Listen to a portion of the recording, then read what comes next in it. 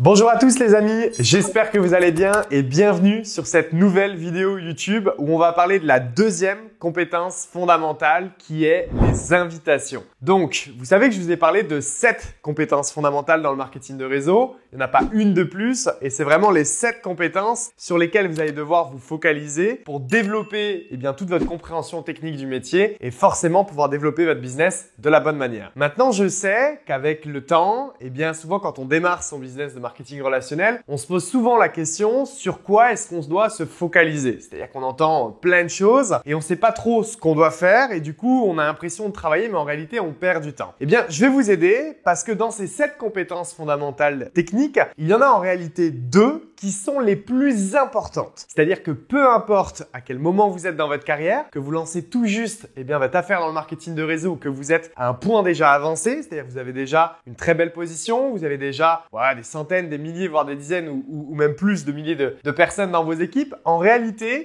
2 compétences fondamentales sont celles sur lesquelles on doit se focaliser. 1, les invitations, j'en ai parlé, mais plus que les invitations, c'est surtout la plus importante aussi, trouver des prospects. Et donc, c'est pour ça que si vous n'avez pas encore vu cette vidéo que j'ai déjà réalisée d'ailleurs, vous n'hésitez pas à la fin de cette vidéo-là à aller la voir absolument. Ok? Maintenant, on va se focaliser sur les invitations. Alors, les invitations, c'est la base de tout parce que si aujourd'hui, on n'invite personne à découvrir notre opportunité d'affaires, on peut ni avoir de clients, ni avoir de partenaires. Par conséquent, on n'a pas de business. Donc, c'est à la fois une compétence fondamentale qui est la plus importante, comme je l'ai expliqué avec trouver des prospects, mais à la fois, on va voir que c'est aussi une compétence fondamentale qui est pas évidente. Alors, pourquoi est-ce qu'elle est pas évidente? Parce que, je vais vous poser la question si vous avez déjà démarré votre affaire, est-ce que c'est évident pour vous, tous les jours, d'inviter de nouvelles personnes à découvrir votre business? Ou alors, si vous avez déjà des équipes, est-ce que c'est évident, selon vous, avec déjà votre expérience, de faire inviter vos équipes, de nouvelles personnes à découvrir le business? Et je pense qu'aujourd'hui, vous êtes tous d'accord avec moi pour dire que la réponse est non. Alors, analysons ça, ensemble. Pourquoi? La première raison, c'est parce que l'invitation est aujourd'hui une compétence fondamentale qui est une des plus en lien avec le mindset. Alors, qu'est-ce que ça veut dire? Vous savez que dans le business en général, le technique, ça s'apprend. C'est du technique. Mais le plus dur, c'est psychologiquement aujourd'hui, penser de la bonne manière, être positif, croire en soi, croire en son business, croire au processus. Donc, on dit toujours que dans le business, il y a plus de 85% où c'est du psychologique et 15% du technique. Alors, pourquoi est-ce qu'il y a tant un lien entre notre psychologie et les invitations? Parce que quand quelqu'un se met à inviter ou vouloir inviter au départ, à quoi on peut penser dès le début? Oh, mais imagine si cette personne me dit non. Imagine si cette personne me rejette. Imagine si cette personne me juge. Imagine si cette personne même communique mal auprès de d'autres personnes de son entourage de moi parce que elle a des préjugés ou je ne sais quoi. Oh, mais imagine ce que les gens vont penser de moi. Et je sais que ça parle déjà à beaucoup de personnes ça, mais quand on analyse ça, c'est vraiment en lien aujourd'hui avec notre psychologie. Parce que quand on dit que psychologiquement, il faut travailler, il faut être sûr aujourd'hui de ce que l'on fait et prendre confiance en soi, c'est qu'est-ce que l'on risque en réalité à inviter des gens. Mais rien du tout, parce que aujourd'hui, on leur met pas, un couteau sous la gorge. On présente un business, alors soit un produit, soit un service, soit l'opportunité business qui, selon nous, est extraordinaire, mais on laisse le choix à toutes et à tous. C'est-à-dire qu'on laisse le choix pour ces gens de dire oui, le produit ou le service m'intéresse, je veux devenir client. Oui, le produit ou le service m'intéresse, je veux devenir aussi partenaire d'affaires. Ou non, ça ne m'intéresse pas. Et il n'y a aucun problème. C'est pas parce qu'aujourd'hui on parle de ça à nos amis que si notre ami ne le souhaite pas, on va arrêter directement toute amitié avec cette personne. Non, non, non, non, non. Notre but est juste d'aider un maximum de monde parce qu'on croit en ce que l'on fait. Donc vous voyez, il y a un travail psychologique aujourd'hui à réaliser pour réussir à passer cette barrière de ces petites croyances limitantes pour passer à de réelles invitations. Alors vous allez voir que je vous rassure, plus le temps va passer et plus ça va être évident, comme tout dans la vie. Parce qu'au départ, quand on invite des personnes à découvrir notre business, souvent, et c'est normal, on invite pour soi. C'est-à-dire qu'on pense à nos objectifs, on pense à nos pourquoi, on pense à ce que l'on ferait si on gagnerait par exemple le temps par mois. Et donc, ça nous motive, c'est normal, ça nous donne de l'énergie et on a envie de contacter ces personnes-là pour leur faire découvrir le business. Plus le temps va passer et plus bien sûr, si vous êtes aussi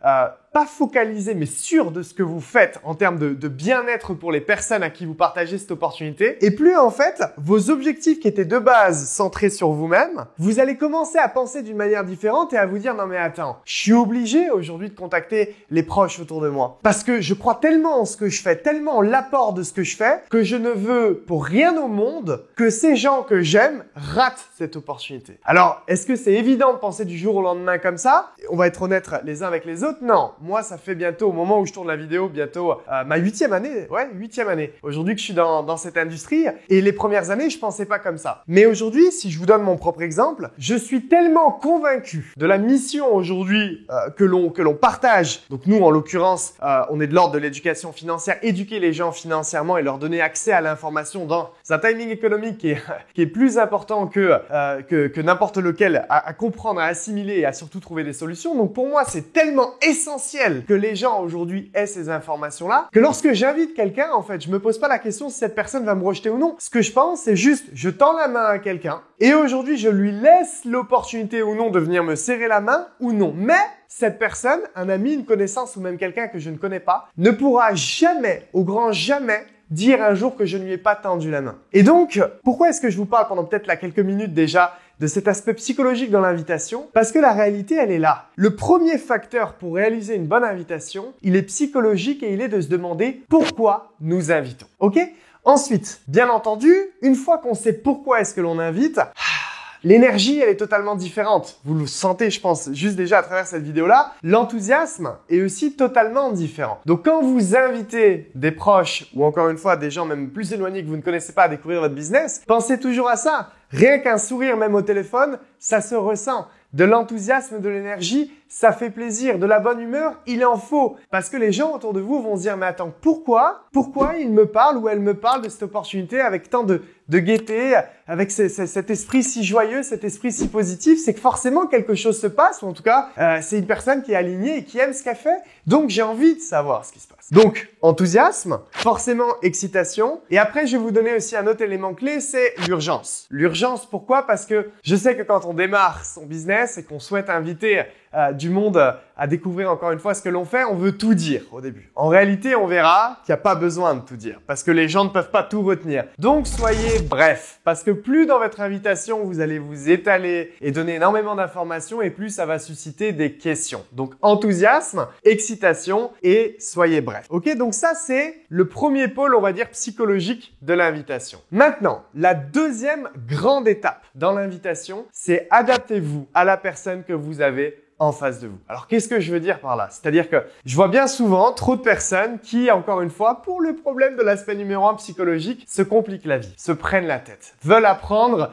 l'invitation parfaite, les mots parfaits qui feront que la personne assisteront à la présentation business. Ça ne marche pas comme ça. Encore une fois, soyez naturel, soyez vous-même et adaptez-vous. Ça veut dire quoi? C'est-à-dire que moi, si je pense à mes meilleurs amis ou à mes amis, mais je me vois mal leur faire une invitation toute préparée avec une manière de parler qui n'est pas la mienne, alors que c'est des gens à qui je parle tout le temps et c'est des gens qui me connaissent, ils connaissent comment je parle, ils connaissent comment je suis avec eux. Donc quand je dis adaptez-vous à la personne en face de vous, eh bien restez naturel et surtout gardez la même communication que vous avez avec vos proches. Si vous parlez d'une manière extrêmement familière avec certaines personnes, invitez ces personnes-là, dans ce sens-là. Si vous avez des personnes où au contraire, par exemple, vous fonctionnez beaucoup plus par appel que par message, souvent vous savez, on a un petit peu nos réseaux sociaux ou nos manières de faire en fonction de chaque personne, eh bien restez aligné à ça, mais adaptez-vous à chaque personne. Si aujourd'hui vous avez une personne, encore une fois, c'est quelqu'un qui est super cash, qui est aussi super ouvert à tout, vous prenez pas la tête sur l'invitation, allez-y de manière très cash avec lui. Mais deuxième grande étape,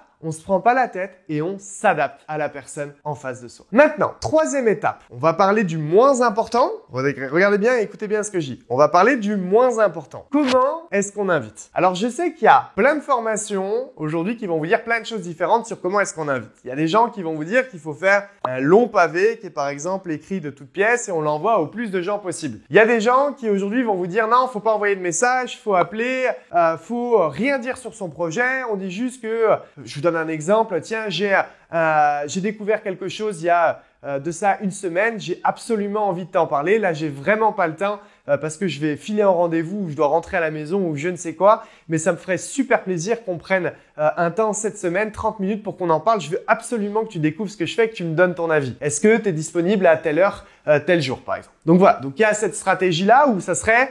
En fait, on ne dit rien de ce que l'on fait, on n'énonce pas notre projet, on essaye d'attiser en fait la curiosité. Est-ce que ça peut marcher? La réponse est oui. Encore une fois, quand j'ai dit que c'est le moins important, c'est qu'il y a tout peut marcher. Donc ça peut marcher. Maintenant, je sais que si parfois j'ai des gens qui me disent mais moi je me vois mal juste dire à quelqu'un bah tiens tu fais quoi demain par exemple à 15h voilà, lundi à 15h qu'est-ce que tu fais? La personne nous dit bah je ne sais pas pourquoi. Bah écoute, faut absolument que je te parle de quelque chose et je veux absolument ton avis, fais-moi confiance, tac, demain 15h. On en parle. Encore une fois, ça peut marcher. Mais il y a des gens qui peuvent se dire parfois, moi je me vois mal invité comme ça. Parce que je préfère par exemple soit gagner du temps, je suis sûr de ce que je fais et j'ai envie de dire directement dans quel secteur d'activité je suis, ce que je fais, parce que j'ai pas envie de perdre de temps et je sais que ce que j'ai ou ce que je fais est bon pour cette personne. Donc je vais lui dire voilà, je fais telle chose mais je veux que tu découvres ça parce que je sais que ça va te plaire. Donc c'est-à-dire en réalité même spoiler la personne et lui dire précisément dans quel domaine on est. La réponse est est-ce que ça peut marcher? La réponse est oui également. Et il faut être totalement honnête. Donc je pense aujourd'hui que le comment inviter, c'est absolument pas le plus important dans votre invitation. Soit vous avez le choix de ne rien dire sur votre projet, juste d'attiser la curiosité à travers des petits exemples que je vous ai donnés juste dernièrement, soit vous avez le choix de dire dans quel domaine aujourd'hui vous êtes. Si vous êtes si confiant et sûr de ce que vous faites, eh bien vous verrez que ça marchera aussi. Pourquoi? Parce qu'on n'est pas des commerciaux. Notre objectif, il n'est pas de tout faire pour trouver une manière de convaincre une personne pour qu'elle se déplace à un endroit, entende cette information et la convaincre ensuite qu'elle démarre l'activité. Non, parce que si on est trop dans le convaincre, vous savez ce qui va se passer? Cette personne sera convaincue, démarrera et arrêtera. Est-ce que c'est ce qu'on veut? Non. Donc aujourd'hui, ce que je veux vous expliquer, c'est que si on n'est pas des commerciaux et qu'on n'a pas besoin de convaincre, soyez vous-même. Partagez votre invitation juste au plus grand nombre de personnes parce que nous cherchons les gens qui nous cherchent et nous cherchons pas à convaincre les gens. Donc c'est pour ça que le comment est moins important parce que la réalité, c'est juste penser à l'étape numéro 1, être sûr de ce que vous faites et vous dire le même exemple que ce que j'ai donné au tout début de la vidéo. On tend la main à un maximum de gens. Laissons ensuite ces personnes-là venir nous serrer la main ou non. Et après, on verra. Et après, avec le temps également, on verra à travers une vidéo YouTube qui s'appelle le suivi, qu'il y a des gens pour qui peut-être qu'aujourd'hui c'est pas le bon timing, mais demain ça peut le devenir. Mais l'invitation, c'est une histoire de loi des nombres. C'est une histoire de parler au plus de gens possible. Donc voilà les amis, au niveau de cette vidéo YouTube sur les invitations, je vous invite aussi à la re-regarder de manière à vous ancrer aussi tous ces éléments-là. Et puis en tout cas, pensez également à activer la cloche de notification pour bien sûr avoir toutes les notifs sur toutes les vidéos qui vont arriver et ne rien manquer. Et en tout cas, je vous remercie pour votre attention et pour toutes les notes, j'imagine que vous avez pu prendre. Et surtout, je vous souhaite un excellent succès.